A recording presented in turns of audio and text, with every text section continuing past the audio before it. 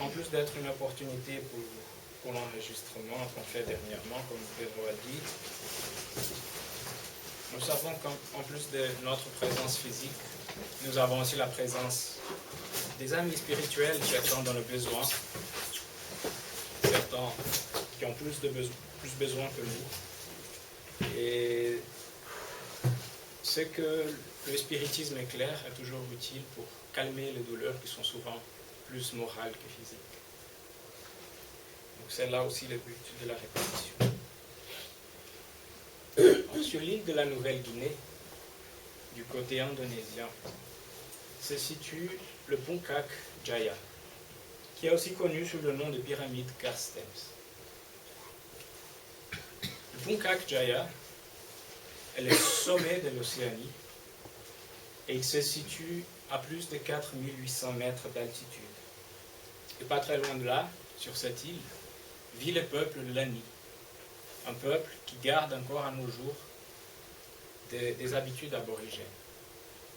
Pour ces peuples-là, le Puncak Jaya est la représentation d'une force divine, d'un pouvoir sacré et supérieur. Une force qui doit être respectée et aussi qu'ils doivent craindre.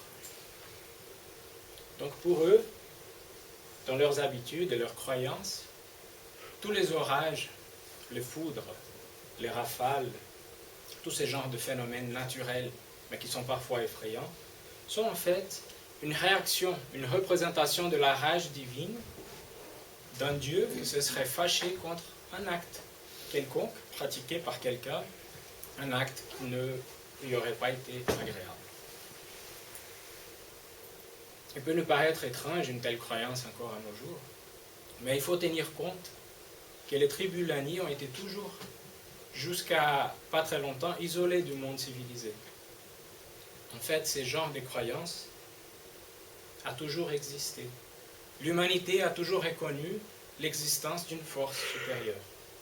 Elle l'a associée souvent à des êtres de la nature, des objets matériels, de représentations souvent physiques et souvent très confuses. Cette idée qui existe depuis longtemps existait, par exemple, chez les peuples de l'Égypte antique. Pour eux, il existait une énorme foule, de plus d'un millier de dieux et déesses, et chaque dieu avait une représentation. Je vous montre ici quelques représentations. Et on voit que, pour leur compréhension, comparée à la nôtre aujourd'hui, l'idée de la divinité était très confuse. Nous avons des formes qui mélangent des parties animales avec des parties humaines, des humains un peu modifiés ou habillés différemment. Et cette culture polythéiste très particulière était aussi présente chez d'autres peuples. Chez les Grecs, peut-être, c'est ce qu'il y a de plus populaire, nous connaissons la mythologie. Dans la mythologie, il existait quelques dizaines de dieux et déesses. Et il y avait un chef, le roi ou le dieu des dieux, qui est ici au centre, qui était chez eux connu comme Zeus.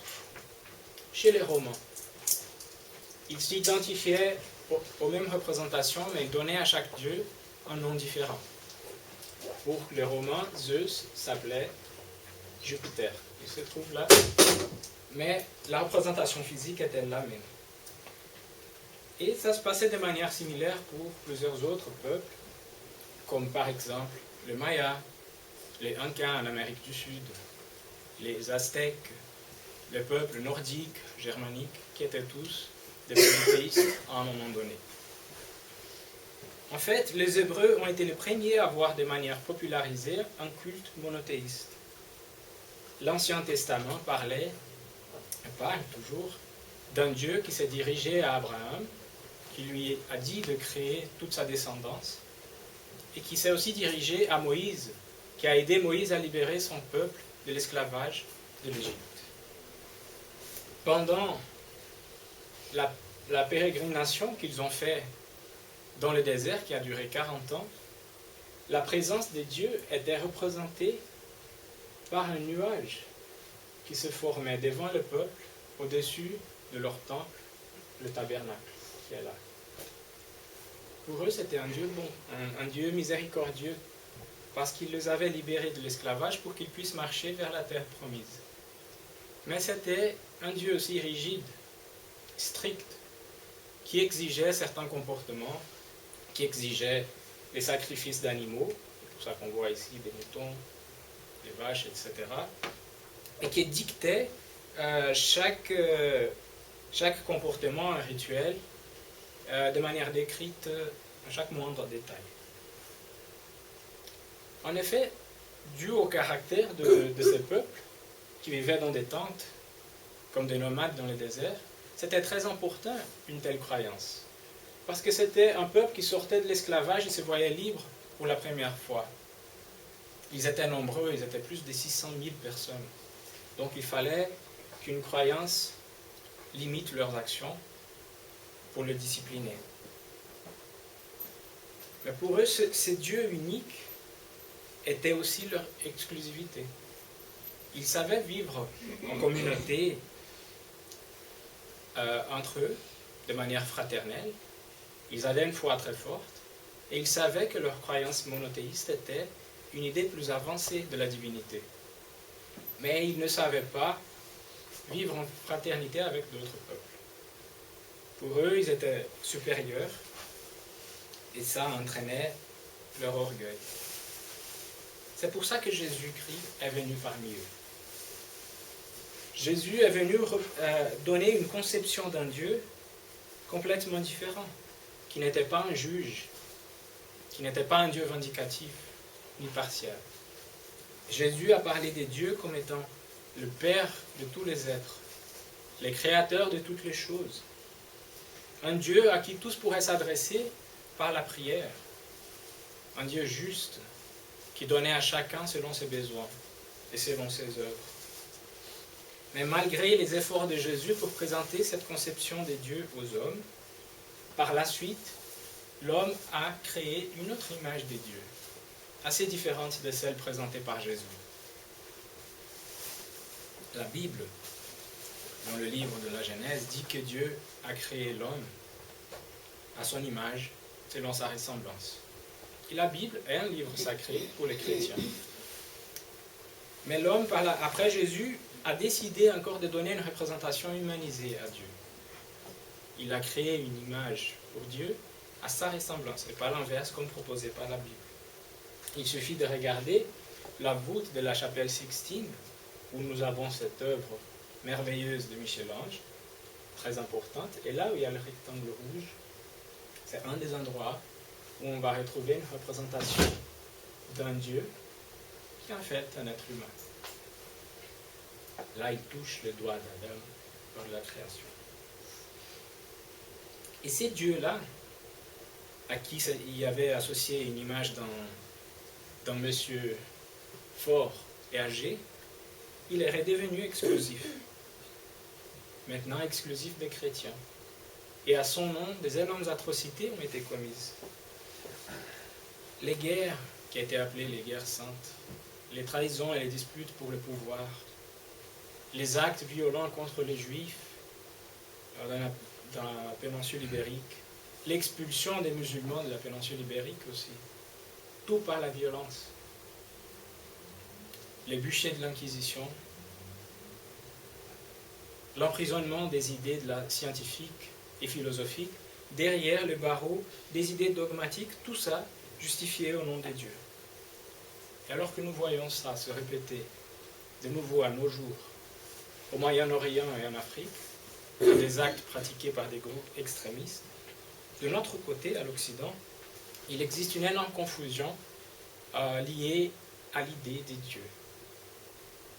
Parce que tous ces actes ont confondu les gens.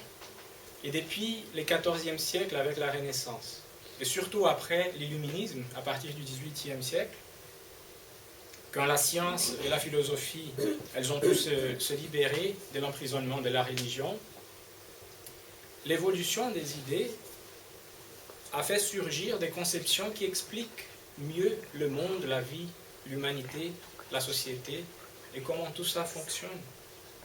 Donc le dogme ne convenait plus.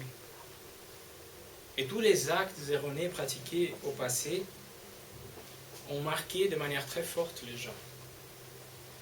Avec la connaissance scientifique, c'était difficile de croire à l'idée de la création de l'univers en 7 jours, par exemple. Et surtout, comment croire que toute la violence pratiquée contre les autres était ordonnée par Dieu? Quel Dieu? Un Dieu de vengeance? De méchanceté? Ce n'est pas possible. Le résultat de tout ça était quelque chose comme une marque psychologique dans l'intimité de chaque personne. C'est pour ça qu'aujourd'hui, nous voyons des gens qui sont presque...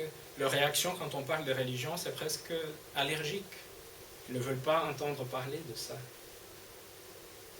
Parce que comme nous, c'est des personnes qui ont vécu à cette époque-là, dans une autre réincarnation, qui ont pratiqué ou qui ont été les victimes de ces actes erronés qui ont été faits au nom de Dieu. Et comme nous savons, dans une nouvelle réincarnation, l'homme, qui est immortel, conserve dans son intime toutes ces marques psychologiques, positives et négatives. Et en réincarnant, elle amène tout ça dans son inconscient. Donc l'évolution de la science et de la philosophie a fait que le monde se développe très très vite. Mais en même temps, elle a eu quelque chose comme un effet secondaire. L'évolution de la pensée a fait que les gens s'écartent de l'idée des dieux tels que présentés par les religions traditionnelles.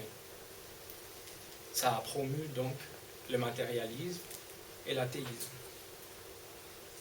Et c'est vraiment dommage. C'est dommage parce que le monde aurait pu se libérer de cette conception douteuse de Dieu il y a très longtemps. Parce que juste après l'illuminisme, on a eu sur Terre, en France, la doctrine spirite. Et la doctrine spirite a eu comme premier sujet dans les livres des esprits Dieu. C'est son premier chapitre. Et la toute première question, celle que nous connaissons déjà, posée par Allan Kardec, c'était « Qu'est-ce que Dieu ?» Et les esprits supérieurs disent que Dieu est l'intelligence suprême, la cause première de toutes choses. Alors ça change tout. Elle est où la barbe? Ce monsieur fort, malgré qu'il soit vieux. Ce pouvoir, l'imposition, les punitions. Où est tout ça? D'après cette définition, Dieu n'est pas un homme. Dieu n'a pas de forme. Il n'est rien de similaire. Il correspond juste à une entité qui est suprême et supérieure à tout et qui est à l'origine de tout ce qui existe, qui est la cause première, la raison de l'existence de tout.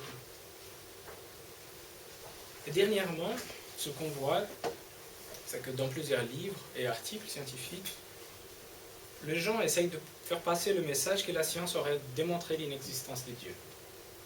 Ils prétendent que la science aujourd'hui connaît tellement de choses, qu'elle connaît tellement bien notre univers et les lois qui le règlent, qui le régissent, qu'on n'a plus besoin de l'idée du Dieu créateur pour expliquer l'existence de l'univers.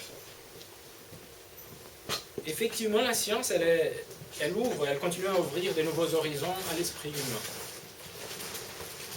Elle est très importante et elle a expliqué beaucoup de choses parce que la géologie nous a démontré le vrai âge de notre planète.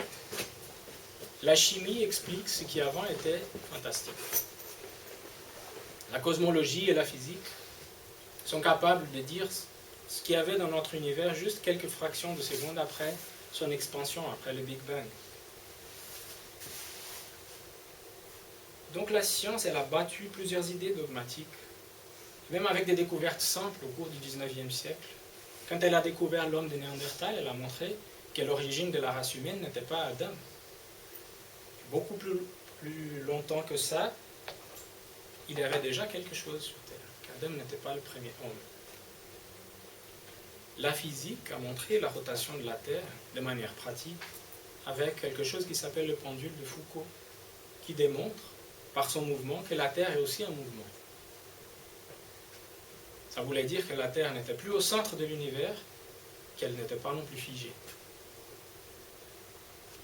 La géologie, quand elle a creusé et regardé les couches de notre planète, elle a pu estimer le vrai âge de la Terre en disant que la Terre avait quelques milliards d'années, et pas seulement quelques milliers d'années. Donc ça a changé beaucoup de choses. Est-ce que la science, en faisant ça, a démontré que Dieu n'existe pas? Est-ce qu'elle a rendu inutile l'idée des dieux? C'est une bonne question. Parce que la science, elle est vraiment fantastique, elle explique très très bien comment beaucoup de choses très complexes fonctionnent. Mais elle n'explique pas pourquoi. Pas tout. Pas jusqu'à l'origine. Donc il faut reconnaître ses limitations. Elle nous apprend beaucoup sur la vie, le monde, l'univers, comment tout ça fonctionne. Mais on pourra toujours demander pourquoi. Comment est-ce que notre univers est apparu, mais pas seulement comment, pourquoi il existe. Pourquoi on a pu développer de l'intelligence. Pourquoi l'être humain a pu développer de l'intelligence? Pourquoi nous éprouvons des sentiments? Pourquoi nous avons une conscience déjà? Et il y a des questions qui sont beaucoup plus déconcertantes que ça, parce qu'il y a des gens qui défendent l'idée que tout s'est créé comme l'œuvre du hasard. Une expansion de l'univers, tout était là. Mais alors pourquoi l'univers il est fait si précisément sur mesure pour l'existence de la vie telle que nous connaissons aujourd'hui? Pourquoi les particules les plus élémentaires qui existaient dans l'univers jeune, quand il a commencé son expansion, elles se sont combinées et rassemblées de manière précise pour former d'autres particules qui avaient des masses et des charges électriques précises, qui ont pu se combiner pour former des atomes, d'abord plus simples, ensuite plus complexes, qui se combinent pour former des molécules, et ainsi de suite. Le plus les scientistes plongent dans l'univers des particules élémentaires, les plus compliqué ça devient de les expliquer. Ou expliquer les comportements quantiques d'une particule toute simple, il faut des pages et des pages d'un calcul mathématique très très complexe. Alors pourquoi c'est si difficile d'expliquer la chose la plus basique que l'homme connaît en termes de matière? Ne semble-t-il pas qu'il existe une sagesse, une intelligence cachée derrière tout ça? Les athées, ils pensent justifier leur athéisme en demandant à nous qui croyons en Dieu de leur prouver que Dieu existe. Mais Dieu n'est pas comme nous, il a une entité que nous ne sommes pas capables de voir. Donc, à partir du moment qu'on ne peut pas donner des preuves concrètes, les athées pensent qu'ils ont démontré que Dieu n'existe pas. Alors ça, c'est une logique tordue. On pourrait poser la question autrement. On pourrait leur demander de nous prouver que Dieu n'existe pas. Et eux, ils n'auraient pas non plus de preuves concrètes. Donc, ce n'est pas une question à poser. Il y a un professeur astronome, déjà décédé, très connu, qui disait que l'absence d'évidence n'est pas une évidence d'absence. En d'autres mots, ça veut dire que le fait qu'on ne puisse pas démontrer l'existence de Dieu, le fait qu'on ne puisse pas le voir, ne signifie pas qu'il n'existe pas. Ce n'est pas suffisant et on peut réfléchir à ça en pensant à une situation beaucoup plus simple. Imaginons que nous sommes dans un musée. Et dans ce musée, on voit une sculpture qu'on ne connaît pas, on ne sait pas qui a fait. La première fois qu'on la voit, elle attire particulièrement notre attention. On va s'approcher de cette sculpture, on va regarder ses détails, ses courbes, sa couleur, sa matière. On peut tout regarder, chercher le nom de l'artiste qui l'a fait, mais le nom n'est pas indiqué. Donc quand on finit cette recherche, cette analyse, est-ce qu'à la fin, on va se dire que la statue, la sculpture était l'œuvre du hasard? Ce serait un non-sens. On sait que si elle est là, c'est parce qu'elle a un créateur, un artiste, un sculpteur. Et le fait que le sculpteur ne soit pas là à côté de son sculpture quand on a envie de la regarder, qu'il ne vienne pas nous parler, se montrer à nous qui il est, son identité, ça ne veut pas dire qu'il n'existe pas.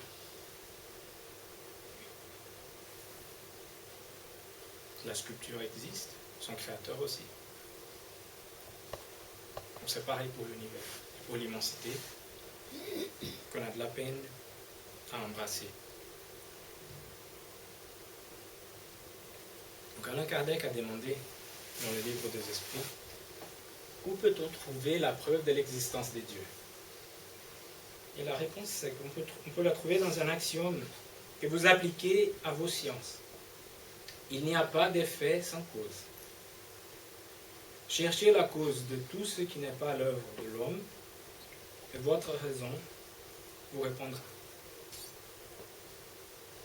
Et Alain Kardec va commenter que pour croire en Dieu, il suffit de jeter les yeux sur les œuvres de la création.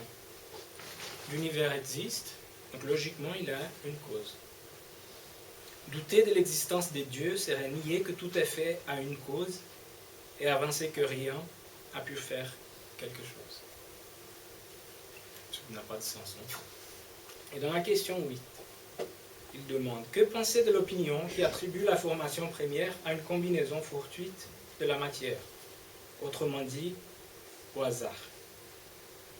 Autre absurdité. Quel homme de bon sens peut regarder le hasard comme un être intelligent? Et puis, qu'est-ce que le hasard? Rien.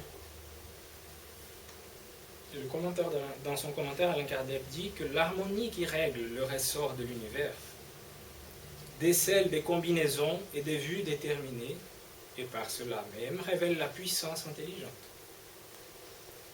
Attribuer la formation première au hasard serait un non-sens, car le hasard est aveugle et ne peut produire les effets de l'intelligence. Un hasard intelligent ne serait plus le hasard. Donc si tout est fait à une cause, tout effet intelligent doit avoir une cause intelligente. Donc cette harmonie qu'il propose qu'on observe, on peut la faire, je vous invite à faire un tour virtuel. Voici un paysage de notre région que nous connaissons. Ça se trouve en Suisse, qui est une toute petite partie de notre planète. Alors la Terre, elle fait partie du système solaire. Elle est là, avec sa lune, petite. Et en fait, ce qu'on voit ici, c'est les tailles des planètes est à l'échelle. Les tailles sont proportionnelles, mais pas les distances. Parce que dans cette petite distance-là, entre la Lune et la Terre, on pourrait placer toutes les autres planètes du système solaire. Et on voit qu'en fait, la Terre, elle est très petite par rapport à Saturne ou à Jupiter, par exemple. Si on regarde ça un peu plus en détail, la Terre est plus grande que Vénus, mais quand on la voit à côté de Jupiter ou Saturne, elle est très petite. Et si on met Jupiter à côté de notre Soleil est là. Hein? Donc Jupiter est très petit. Imaginez la Terre ici. Elle commence à disparaître. Le Soleil est beaucoup plus petit que Sirius. Il y a plus que ça. Sirius, c'est juste ce petit point-là par rapport à l'étoile qui s'appelle Aldébaran. Si on regarde ça d'un autre point de vue, Aldébaran, elle est toute petite à côté d'Antares ou la Bételgeuse. Et la Bételgeuse, quand on la met ici, elle est assez petite par rapport à Canis Majoris, qui est la plus grande étoile que l'homme a déjà pu observer, ou une des plus grandes. Alors, Canis Majoris, elle se trouve en fait dans notre galaxie, la Voie lactée, qui contient des centaines de milliards d'étoiles. Et ici on voit où est notre Soleil, et combien il est insignifiant par rapport à tout ça. Mais il se trouve que la Voie lactée, c'est juste une galaxie au milieu de plusieurs autres. Donc on commence à se rendre compte de l'immensité de l'univers qui est toujours en harmonie. On peut regarder tout ça dans l'ordre. On revient à la Terre, qui fait partie du système solaire. Le système solaire, il est là. Non, il est là. Dans un voisinage solaire. Ces voisinages, il y a une petite partie de la Voie lactée. la Voie lactée, elle fait partie d'un groupe galactique. La Voie lactée, elle en a d'autres. Ce groupe galactique se trouve dans le super amas de la Vierge. Alors, le groupe galactique, il est là, donc c'est ce petit nuage-là, et on a tout ça encore à côté. Le super amas de la Vierge, c'est un petit nuage par rapport à l'ensemble de super amas locaux. Je reviens juste pour dire que tout ça est un petit point ici dans l'univers observable à nos jours. Et tout ça est un mouvement harmonieux. Donc on peut se demander quel est l'homme qui a créé ça. Je ne connais personne capable de le faire. L'univers observable n'est pas tout l'univers. Il y a des choses qui existent encore au-delà de ça. Donc on se rend compte qu'il faut qu'il existe une cause supérieure pour que tout ça existe. Alain Kardec, il n'avait pas accès à ces images, ça c'est assez récent. Mais il disait déjà à son époque qu'on juge la puissance d'une intelligence par ses œuvres. Nul être humain ne pouvant créer ce que produit la nature, la cause première est donc une intelligence supérieure à l'humanité. Quels que soient les prodiges accomplis par l'intelligence humaine, cette intelligence a elle-même une cause. Et plus ce qu'elle accomplit est grand, plus la cause première doit être grande. C'est cette intelligence qui est la cause première de toute chose, quel que soit le nom sous lequel l'homme la désigne.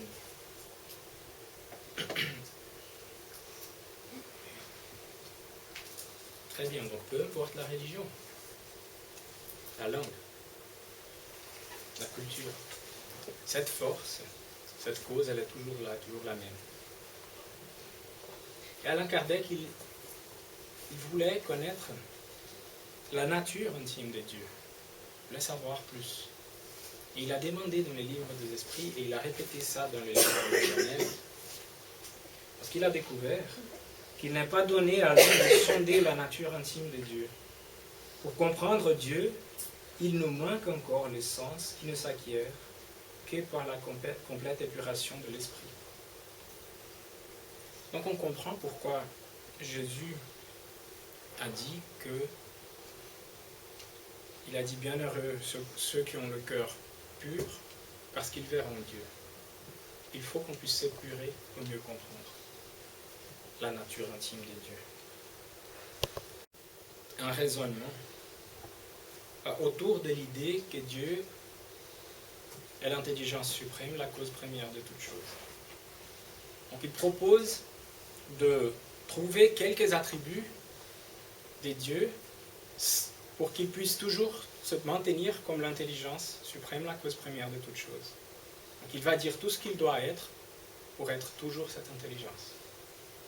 Il va proposer quelques attributs, les premiers étant Dieu est la suprême et souveraine intelligence. L'intelligence de l'homme est bornée, puisqu'il ne peut ni faire ni comprendre tout ce qui existe.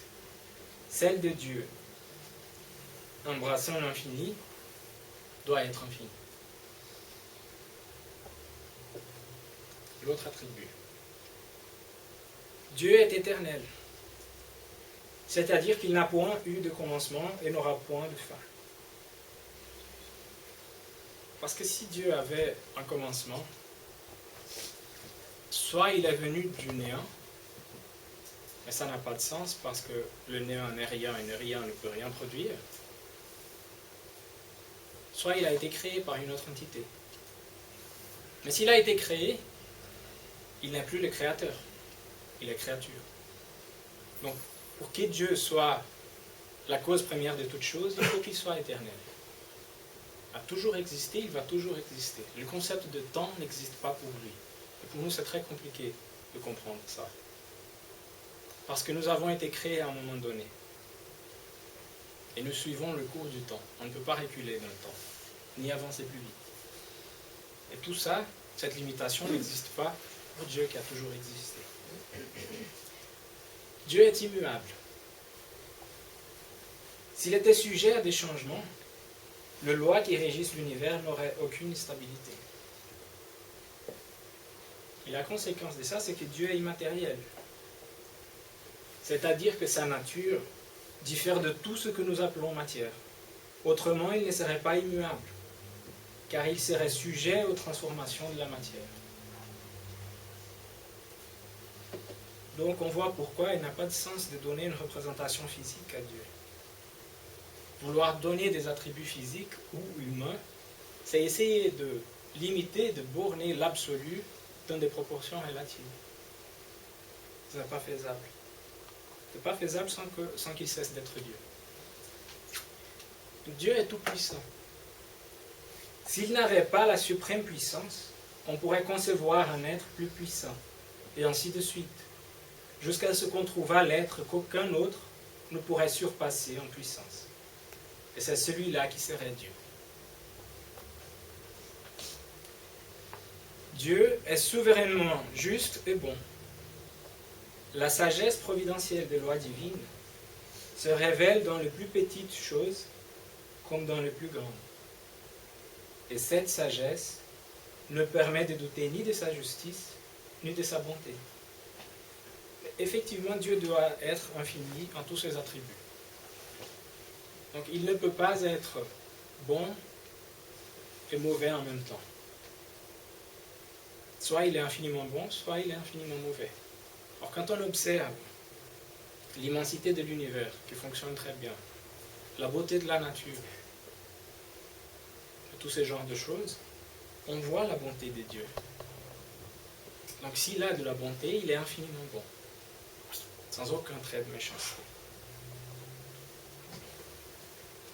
Donc Dieu est infiniment parfait. Il est impossible de concevoir Dieu sans l'infini de perfection, sans quoi il ne serait pas Dieu, car on pourrait toujours concevoir un être possédant ce qui lui manquerait. Pour qu'aucun être ne puisse le surpasser, il faut qu'il soit infini en tout. Et finalement, Dieu est unique. L'unicité des dieux est la conséquence de l'infini absolu de perfection. Un autre Dieu ne pourrait exister qu'à la condition d'être également infini en toutes choses. Et s'il y avait un deuxième Dieu infini en toutes choses, ils auraient tous les deux la même force, la même pensée, la même volonté. Ils auraient existé tous les deux depuis toujours, ils seraient tous les deux éternels. Donc ils seraient complètement en égalité. Et ça reviendrait à une seule force, une seule volonté, un seul Dieu. Donc, c'est ces attributs-là que nous sommes capables d'utiliser pour essayer de mieux décrire Dieu. Bien sûr, il ne se limite pas à ça. C'est plutôt notre compréhension et notre intelligence qui est limitée pour le comprendre. Mais on peut toujours confirmer son existence quand on regarde ça. Quand on voit l'immensité et l'harmonie qui existent. Et quand on voit ça, et on essaye d'imaginer où est la Terre, déjà où est le Soleil, où est la Terre, où est Lausanne, où est-ce que je me trouve, on se rend compte de notre petitesse.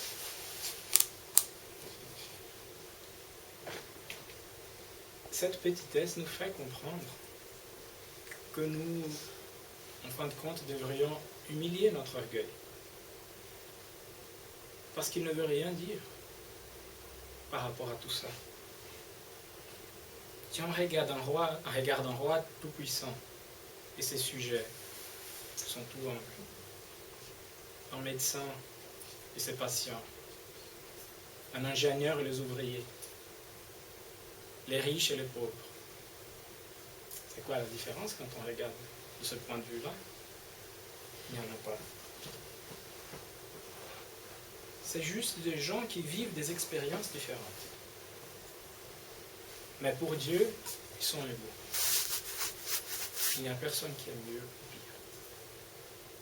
Mais certaines personnes essayent d'associer cette petitesse à un discours péjoratif et négatif, pour aller dans le sens de dire qu'on ne signifie rien pour Dieu. C'est vrai que nous sommes petits, mais nous ne sommes pas insignifiants pour lui. Sa sagesse et sa miséricorde se font présentes dans nos vies à tout moment. Et pour comprendre ça, on va zoomer de nouveau. On va s'approcher de nouveau d'où nous sommes, à travers l'univers virtuel, jusqu'à ici. Ici. Voilà, on va regarder quelqu'un comme nous, un être humain. Et on va commencer par sa constitution physique. D'accord ? Tout être humain est constitué de membres et d'organes. Les organes, par exemple l'estomac, tous les organes sont constitués de tissus. Et tous les tissus sont formés par les cellules. Alors les cellules sont des éléments très complexes, comme des micro-usines, avec des sous-structures, des organelles qui font chacune ses fonctions, de manière harmonieuse, tant qu'on est en bonne santé. Et aussi dans la cellule, il y a aussi son noyau. Si on regarde le noyau dedans, on voit toutes ces espèces de fibres enroulées. Et en fait, là-dedans se trouve notre 23 paires de chromosomes, qui définissent plus ou moins ce qu'on est, physiquement. Si on prend cette dernière paire, qui définit par exemple le sexe, et on la multiplie de sa taille d'origine par un facteur de 30 000, on voit ceci. Alors, si on regarde bien, on a l'impression qu'il y a encore quelque chose à dérouler. On peut le dérouler, et on va trouver notre code ADN, notre ADN où il y a notre code génétique. Mais le code génétique, il est formé par la liaison, par la combinaison de certains types de protéines spécifiques qui sont connectées là pour former ce qu'on est. Alors, les protéines sont formées à partir de molécules. Les molécules formées par des atomes. Les atomes formés par des particules qui sont formées par des particules encore plus élémentaires, et ainsi de suite. Donc on voit dans notre propre constitution physique le même zèle et la même intention qui existait pour la création de l'univers infini, qui est aussi partie des particules élémentaires. Mais la présence des dieux dans nos vies va bien au-delà de notre forme matérielle, qui est une forme périssable. Excusez-moi.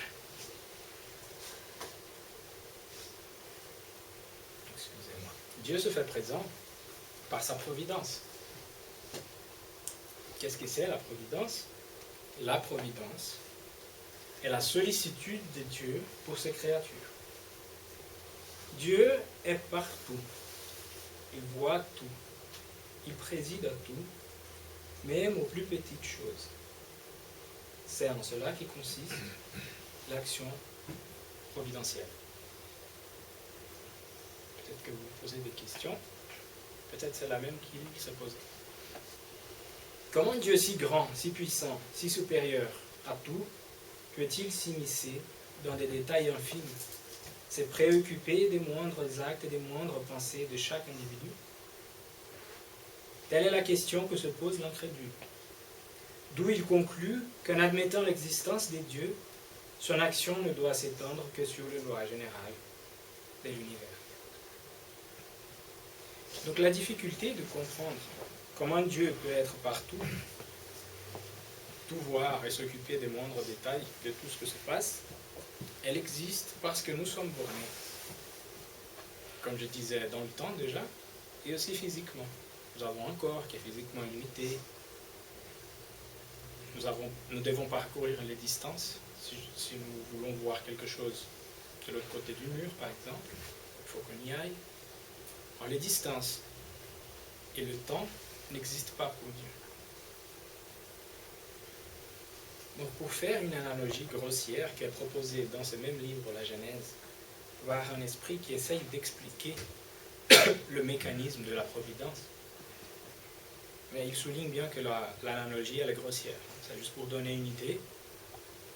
Il dit que nous pouvons penser à notre corps comme un petit univers personnel. Bon, le directeur du corps est l'esprit. Donc dans cette analogie très faible, pour le corps, cet univers personnel, l'esprit c'est réel de Dieu. Ensuite, il dit que nous devons figurer nos organes et nos membres par des galaxies, des constellations. Et les tissus comme des étoiles et des planètes. Et dans cette analogie, alors, les cellules seraient des individus. Alors, par l'intermédiaire de notre corps spirituel, qui est un corps fluidique, celui que nous appelons périsprit, chaque cellule du corps physique est en communication avec l'esprit, par un lien fluidique, semi-matériel. Donc chaque impression, chaque mouvement, chaque contact est perçu par l'esprit. Il n'y a rien que se passe sans que l'esprit se rende compte. Parce qu'en fin de compte, celui qui sent, c'est l'esprit. Et il peut sentir, remarquer des sensations simultanées et à de différents endroits d'un corps. Si je me brûle la main et je mets l'autre dans la neige, je vais ressentir des sensations différentes et je saurai ce que s'est passé avec une main et avec l'autre. Même si c'est en même temps. Donc cet esprit, en utilisant cette analogie, il dit qu'un phénomène analogue a lieu entre création et Dieu. Dieu est partout dans la nature, comme l'esprit est partout dans le corps. Tous les éléments de la création sont en rapport constant avec lui. Comme toutes les cellules du corps humain sont en contact immédiat avec l'être spirituel. Il n'y a donc point de raison pour que des phénomènes de même ordre ne se produisent pas de la même manière dans l'un et dans l'autre cas. Donc, Dieu, par sa providence, est toujours à nos côtés. Et comme il est infiniment bon et infiniment juste, il est toujours à notre faveur. L'intelligence suprême n'a pas de corps, n'a pas de forme, pas de représentation physique. Mais en étant suprême, supérieur à tout, il est infiniment miséricordieux. Il est la cause première de toute chose, le créateur de tout ce qui existe. Il est donc notre Père. Nous sommes donc des frères et des sœurs.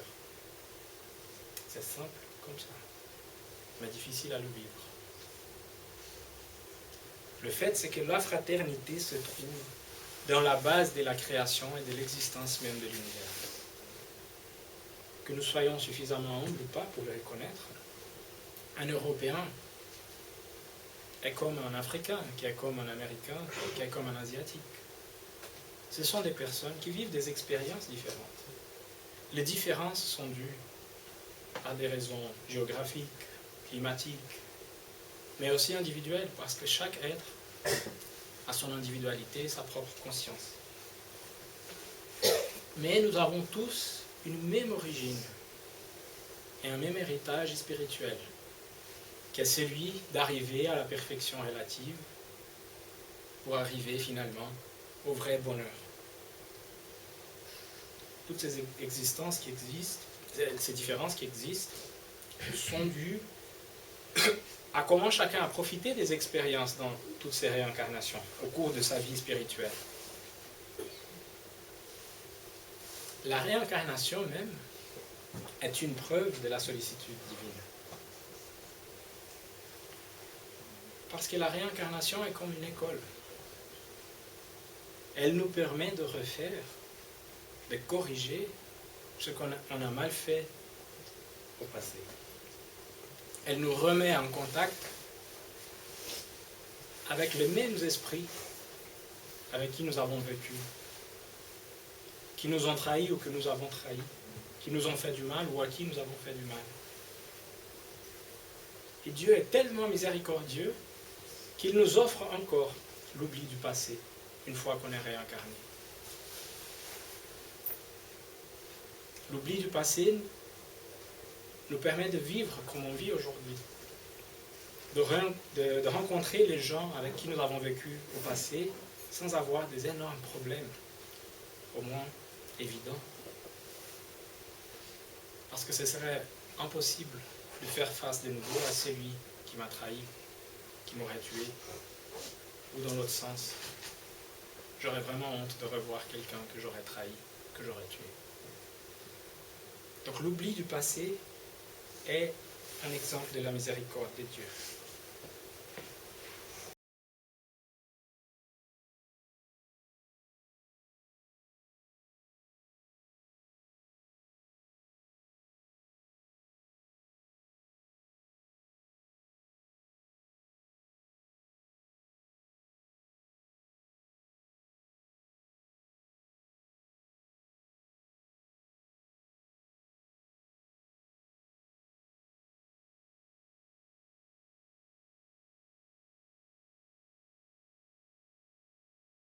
À aimer véritablement notre prochain sans rien demander en retour, par notre propre effort, indépendamment de l'autre.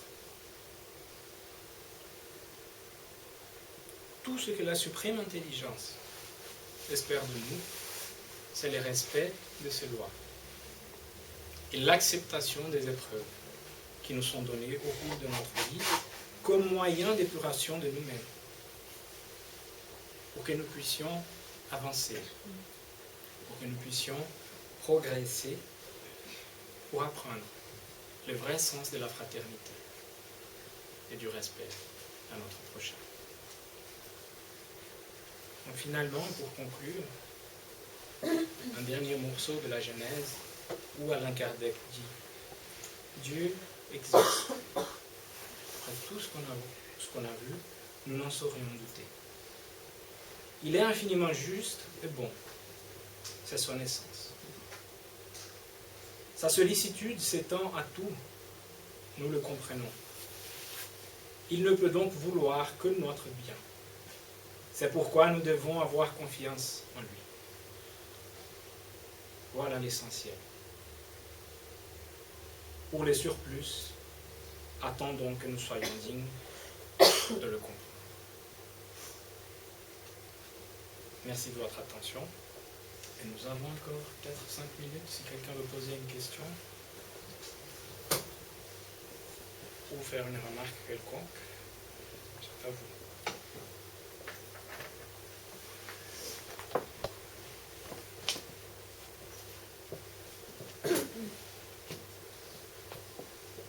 C'était confus. Oui. Pendant longtemps, moi aussi, j'ai eu l'idée d'un Dieu homme, avec qui je puisse parler. Ça vient de mon passé, de notre religion. Et quand je suis devenue spirit, pendant très longtemps, j'ai eu encore cette idée. Parce que je pense que c'est un peu, en réfléchissant maintenant, de la première fois qu'on a vu cette exposition qu'on va faire, l'impression que j'ai, c'est que c'est... quel mot en français, je me souviens plus. Ça rend service. C'est plus convenable. C'est plus convenable de le comprendre comme ça. Parce que quand on pense à ce Dieu humain, je peux le cliché. C'est plus facile. Et ça m'enlève aussi certains poids. D'ailleurs, le poids que je suis petit, qui lui, il est beaucoup plus puissant. Et il manque, je pense, peut-être même dans notre esprit de tenir cette idée de Dieu, cette conception qui est tellement bien expliquée, parce que tu as utilisé les œuvres d'Allan Kardec. Je ne sais pas. Si peut-être même après ça, parfois c'est plus facile. Oui, je pense que la discussion autour de cette conception de Dieu, elle est à la fois évidente, les gens la considèrent comme Dieu acquis, mais elle est aussi complexe. Parce que si on commence à s'approfondir, ça peut devenir complexe. justement parce qu'on a nos limitations. L'idée du Dieu qui était à la fois bon et vindicatif, elle est plus convenable, parce que si je souffre, je peux dire que Dieu est en train de me punir. Alors, si Dieu est infiniment bon et juste, comme on a vu, comment il va me punir?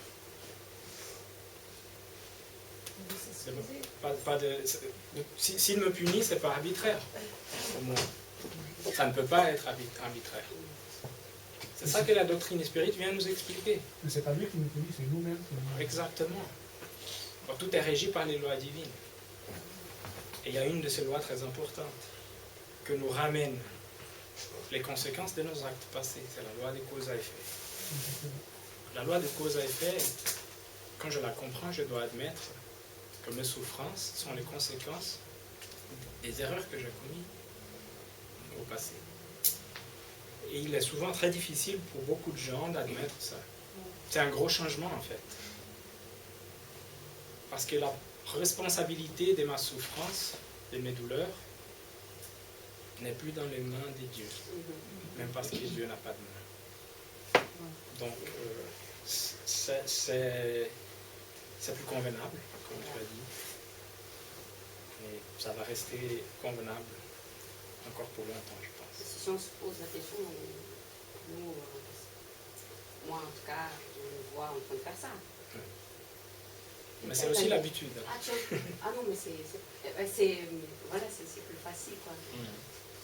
Perdón, je pensais qu'on ne supporte pas le mal que quelqu'un c'est l'extérieur aussi, qui nous fasse. Oui. Mais la question c'est que nous sommes des individualités, mais nous ne vivons pas seuls. On n'a pas d'habitude encore. Oui, justement. Donc, quand on a des relations, la douleur n'est pas exclusivement chez moi, mais elle vient de l'extérieur, imposée par quelqu'un d'autre. C'est plus difficile de comprendre. Mais elle a aussi une raison. Et ça ne veut pas dire que Dieu envoie quelqu'un pour nous punir non plus. Parce que tout être humain a le choix de ses actes. Et Jésus a dit que le scandale, il doit exister sur la terre. Mais celui qui le pratique souffre de conséquences. Jésus aussi a dit que chacun reçoit selon ses œuvres. Donc il avait déjà parlé de la loi de cause à effet. Mais ça a été donné à la doctrine spirite d'expliquer tout ça, avec d'autres mots plus clairs, plus directs, plus accessibles.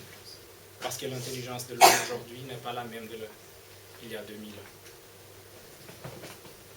Maintenant nous avons accès à tout ça, on peut choisir de l'embrasser, de l'accepter et de l'apprendre, ou de continuer avec nos vieilles habitudes.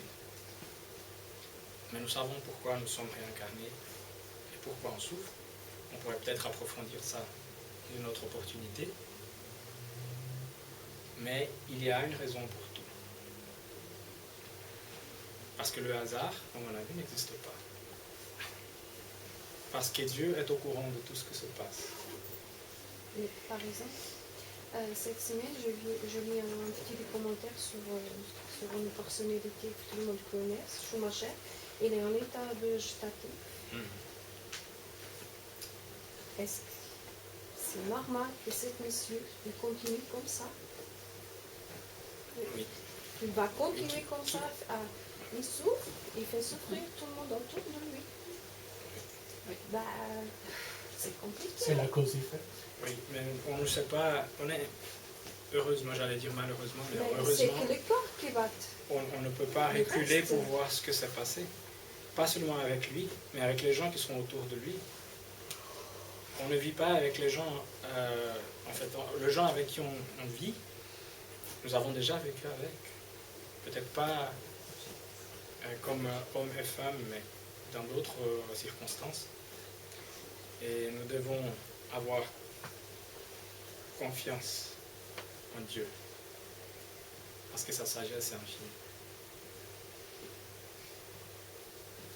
Et il saura toujours nous donner ce qu'il nous faut,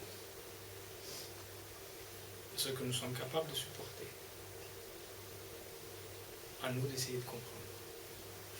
de tolérer les difficultés. Toute nuit voit le lever du soleil. Il n'y a pas de nuit éternelle. Toute difficulté est passagère. Et toute difficulté a le but de nous amener au bonheur véritable. Malheureusement, on est arrivé au bout de notre temps. La discussion était intéressante. Ouais, parce que j'avais encore une autre question, parce que pour moi c'est un peu compliqué. Je comprends, sauf quand on parle qu'il dit qu'il est dans toute notre cellule. En fait, les cellules, elles, c'est un être vivant aussi, elles peuvent mourir. Parce qu'on peut avoir un accident et elle meurt. Alors, elles ne se reconstruisent pas.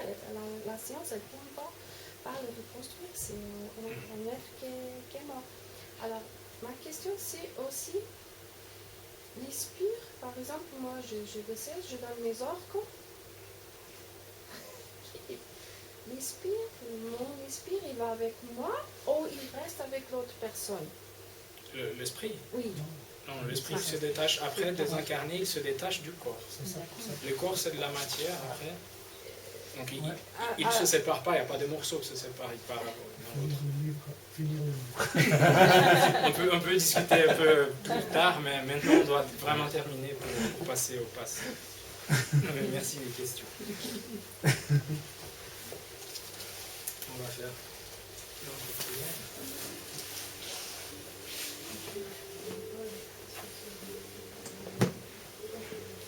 Dieu notre Père, Jésus notre Seigneur, merci pour ce moment que nous avons pu partager ce soir. Merci pour tout ce que la doctrine spirite nous offre pour éclaircir les idées confuses qui habitent notre esprit, pour nous donner une meilleure idée de la vie et de la justice divine qui est toujours parfaite, qui ne se trompe pas. Merci à nos amis spirituels pour nous avoir guidés jusqu'ici ce soir, pour nous avoir inspirés et aidés dans la compréhension de ces paroles. Nous te prions, Jésus, de nous accompagner à notre maison pour qu'en retrouvant notre famille, on puisse être comme toi, source de lumière, d'harmonie, de paix. Nous prions aussi pour les autres qui ne te connaissent pas ou qui ont décidé de te laisser de côté. Qu'ils puissent recevoir aussi de ta lumière, de tes bénédictions, pour le soulagement de leur souffrance, de leur douleur. Et qu'ils aient un minimum de conscience que de jours meilleurs dans un avenir pas très lointain. Et ta paix soit avec nous.